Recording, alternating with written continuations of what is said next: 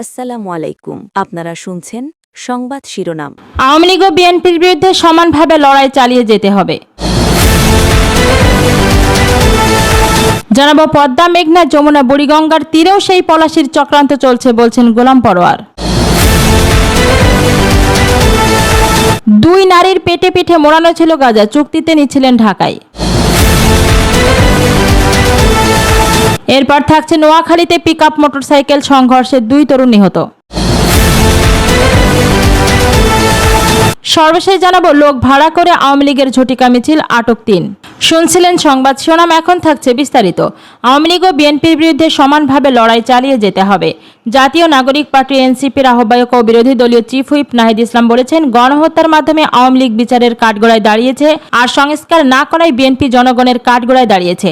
এই দুই শক্তির বিরুদ্ধে আমাদের সমানভাবে লড়াই চালিয়ে যেতে হবে। মঙ্গলবার 23 জুন আওয়ামী লীগ কর্তৃক সংগঠিত সব গুম, খুন ও গণহত্যার বিচারের দাবিতে রাজধানীর বিজয়নগরে ঢাকা মহানগর 11 দলীয় ঐক্য সমাবেশে তিনি কথা বলেন। নাহিদ ইসলাম বলেন, আজ আমরা এখানে জড়ো হয়েছি বিচারের দাবিতে। এটা আমাদের জন্য দুঃখজনক, আমাদের জন্য হতাশার। গণ অভ্যুত্থানের 2 বছরের মাথায়ও বিচারের দাবিতে আমাদের রাজপথে হাজির হতে হচ্ছে। সরকারকে হুঁশিয়ারি দিয়ে তিনি বলেন, এই সমাবেশ থেকে আমরা স্পষ্ট করে বলছি, পিলখানা হত্যাকাণ্ড, শাপলা হত্যাকাণ্ড, জুলাইয়ের হত্যাকাণ্ড ও ওসমানী হাদি হত্যার বিচার নিশ্চিত করতে হবে। বিচার করতে না পারলে এ সরকার 5 বছর টিকতে পারবে না। এনসিপির নেতা আরও বলেন, নতুন সরকার গঠিত হওয়ার পর গত 4 মাসে আইসিটিতে নতুন কোনো রায় হয়নি, নতুন কোনো তদন্ত রিপোর্ট এখন পর্যন্ত দাখিল হয়নি। এতে স্পষ্ট যে নতুন যাকে দায়িত্ব দেওয়া হয়েছে তিনি ব্যর্থ হয়েছেন। অবিলম্বে তাকে পদত্যাগ করতে হবে, নতুন যোগ্য কাউকে দায়িত্বে বসাতে হবে। তিনি গণহত্যার বিচার করতে সক্ষম হবেন এবং দল হিসেবে আওয়ামী লীগের বিচারের সব ব্যবস্থা নিশ্চিত করবেন। আওয়ামী লীগের পুনর্বাসন বিষয়ে নাহিদ ইসলাম বলেন, আওয়ামী লীগ বিগত 16-17 বছরে এদেশের সাধারণ মানুষ ও বিরোধী দলীয় নেতাকর্মীদের উপর অসংখ্য গুম, খুন ও গণহত্যা চালিয়েছে। তার ফলশ্রুতিতে গণ অভ্যুত্থানের মুখে শেখ হাসিনাকে দিল্লিতে পালিয়ে যেতে হয়েছিল। তিনি বলেন, আমরা স্পষ্ট বলতে চাই, গণহত্যার মাধ্যমে আওয়ামী লীগ বিচারের কাঠগড়ায় দাঁড়িয়েছে, আর সংস্কার না করায় বিএনপি জনগণের কাঠগড়ায় দাঁড়িয়েছে। এই দুই শক্তির বিরুদ্ধে আমাদের সমানভাবে লড়াই চালিয়ে যেতে হবে। সংস্কার, বিচার এবং দেশের সার্বভৌমত্ব রক্ষার জন্য 11 দলীয় ঐক্য সংসদ ও সংসদের বাইরে লড়াই চালিয়ে যাবে। সরকারের 3 মন্ত্রণালয়কে দায়ী করে তিনি আরও বলেন, বিচার করতে না পারার কারণে আইনমন্ত্রী ব্যর্থ হয়েছেন, নিরাপত্তা দিতে না পারায় স্বরাষ্ট্রমন্ত্রী ব্যর্থ হয়েছেন, গণমাধ্যমে ফ্যাসিস্টদের পুনর্বাসন ঠেকাতে না পারায় তথ্যমন্ত্রী ব্যর্থ হয়েছেন। সবকিছু বাংলাদেশের জনগণ দেখছে। নাহিদ আরও বলেন, আওয়ামী লীগের শেকড় দিল্লিতে, এজন্য তাদের আশ্রয় হয়েছে দিল্লিতে। তারা ভারতীয় পার্টিতে পরিণত হয়েছে। আওয়ামী লীগের রাজনীতি করার সুযোগ 5 আগস্ট সমাপ্ত হয়ে গেছে। যারা আওয়ামী লীগকে পুনর্বাসন করার স্বপ্ন দেখছে, তাদের পরিণতি আওয়ামী লীগের মতোই হবে। সমাবেশে প্রধান অতিথি ছিলেন জামাতে ইসলামের আমির ও বিরোধী দলীয় নেতা ডক্টর শফিকুর রহমান। বিশেষ অতিথি হিসেবে ছিলেন বাংলাদেশ খেলাফত মজলিসের আমির মাওলানা মামুনুল হক। জানাবো পদ্মা, মেঘনা, যমুনা, বুড়িগঙ্গার তীরেও সেই পলাশির চক্রান্ত চলছে বলছেন গোলাম পরোয়ার। বাংলাদেশ জামাতে ইসলামীর সেক্রেটারি জেনারেল অধ্যাপক মিয়া গোলাম পরোয়ার বলেছেন, পলাশি মানেই কিন্তু সেই ভাগীরথী নদীর তীরের সেই পলাশি নয়। এখনও পদ্মা, মেঘনা, যমুনা, বুড়িগঙ্গার তীরেও সেই পলাশির চক্রান্ত চলছে। নামে মীর জাফর হয়তো নেই, কিন্তু একই চরিত্রের অসংখ্য মীর জাফর এই ভূখণ্ডে বসবাস করছে। মঙ্গলবার 23 জুন বিকালে রাজধানীর জাতীয় প্রেস ক্লাবে ইসলামী ছাত্র শিবিরের উদ্যোগে আয়োজিত পলাশি দিবসের তাৎপর্য ও জুলাই গণ অভ্যুত্থান পরবর্তী বাংলাদেশ শীর্ষক আলোচনা সভায় প্রধান অতিথির বক্তব্যে তিনি এসব কথা বলেন। মিয়া গোলাম পরোয়ার বলেন, বাইরের শত্রুর চেয়ে ঘরের শত্রুই বেশি ভয়ঙ্কর, আর ক্ষমতার লোভের দেশ ও জাতির সঙ্গে বিশ্বাসঘাতকতার ইতিহাসই পলাশির ইতিহাস। তিনি বলেন, পলাশি আমাদের ইতিহাসের সাথে অবিচ্ছেদ্যভাবে জড়িত এবং এটি আমাদের পরিচয়ের একটি অন্যতম অনুষঙ্গ। 1757 সালের এই দিনে ভাগীরথী নদীর তীরে পলাশির আমরাকাননে নবাব সিরাজউদ্দৌলার পরাজয়ের মধ্য দিয়ে আমাদের স্বাধীনতার সূর্য অস্তমিত হয়েছিল। মিয়া গোলাম পরোয়ার আরও বলেন, আধুনিক যুগে আধিপত্যবাদ সরাসরি ভূখণ্ড দখলের মাধ্যমে নয়, বরং অর্থনীতি, রাজনীতি, সংস্কৃতি ও রাষ্ট্রীয় সিদ্ধান্ত নিয়ন্ত্রণের মাধ্যমে প্রভাব বিস্তার করে। তাই কেবল ভূখণ্ডগত স্বাধীনতা নয়, বরং প্রকৃত স্বাধীনতা ও সার্বভৌমত্ব রক্ষাই গুরুত্বপূর্ণ। জানাবো 2 নারীর পেটে পিঠে মোড়ানো ছিল গাঁজা, চুক্তিতে নিচ্ছিলেন ঢাকায়।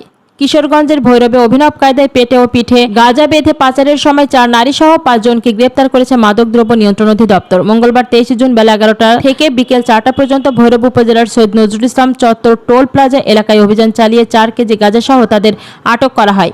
মাদকদ্রব্য নিয়ন্ত্রণ অধিদপ্তর সূত্রে জানা গেছে, গোপন খবরের ভিত্তিতে ভৈরব সার্কেলের পরিদর্শক চন্দন গোপাল সূত্রের নেতৃত্বে একটি দল সেতু এলাকায় চেকপোস্ট বসায়। সেখানে সন্দেহভাজন সিএনজি চালিত অটোরিকশা ও মোটরসাইকেল থামিয়ে তল্লাশি শুরু হয়। এ সময় একটি মোটরসাইকেলের 5 আরোহীকে থামিয়ে তল্লাশি করা হলে রোকসানা বেগমের পেটে ও পিঠে কস্টেপ দিয়ে মোড়ানো 4 কেজি এবং পপি বেগমের শরীরে একইভাবে মোড়ানো 2 কেজি গাঁজা পাওয়া যায়। জিজ্ঞাসাবাদে গ্রেফতার 2 নারী স্বীকার করেছেন যে 5,000 টাকা চুক্তিতে তারা ব্রাহ্মণবাড়িয়া থেকে এই মাদক নিয়ে ঢাকায় যাচ্ছিলেন।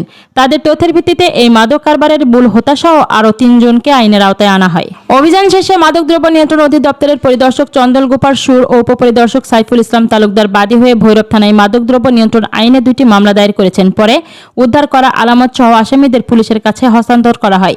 মাদক নির্মূলে এমন অভিযান নিয়মিত অব্যাহত থাকবে বলে জানিয়েছে সংশ্লিষ্ট কর্তৃপক্ষ। নোয়াখালীতে পিকআপ মোটরসাইকেল সংঘর্ষে 2 তরুণ নিহত।